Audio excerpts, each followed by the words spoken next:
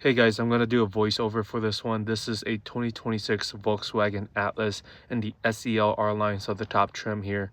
Standard on the trim level is the light bar that runs across the front of the vehicle with the illuminated Volkswagen logo, 20-inch aluminum alloy wheels, and then the body lines running from the front all the way to the back.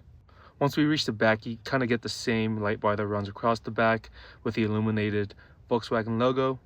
And then optional but standard is a motion activated liftgate. Otherwise, you can use the power liftgate to open up the rear hatch. All Atlases come with 3 rows of seating, but this particular trim level has a subwoofer and then a spare tire underneath. Then once we reach the second row, you're going to get rear sunshades, or peasant blockers I like to call them, and then a bench or captain's chairs, optional or standard depending on the trim level you're looking at. And then here's the interior lighting for the back row seats. They're pretty nice and bright at night. And then moving on to the front, it is keyless entry for all doors. Then onto the front, unfortunately the trim is a fake wood trim, but you do get Harman Kardon sound system, memory seats on both sides, and massaging, heated, and cooled on both front seats. Then once we enter the interior, you do get a heads-up display, their digital cockpit pro they call it, and that is 12.3-inch infotainment system. And then here's a look at the interior lighting. You can change it, which we'll get to. I think there's 30 different colors. New for the regular Atlas is that interior light that's spelled out on the wood trim. And then here's what I mentioned. You can change the colors of the interior. Super cool. Again, I believe there's like 30 different colors you can change it from.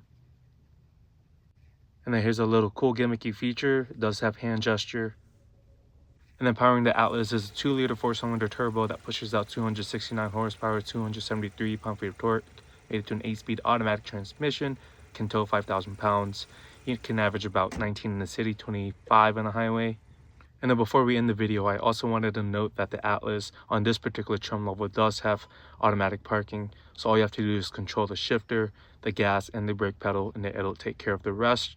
And of course, if you're scared at any moment, you can take control or take over the vehicle. But yeah, here's a good look at it doing its thing. And then whenever it's ready, you'll just throw it into park. Once it's all set to go, it'll use the sensors around it. But thanks for watching. I'll catch you guys in the next video.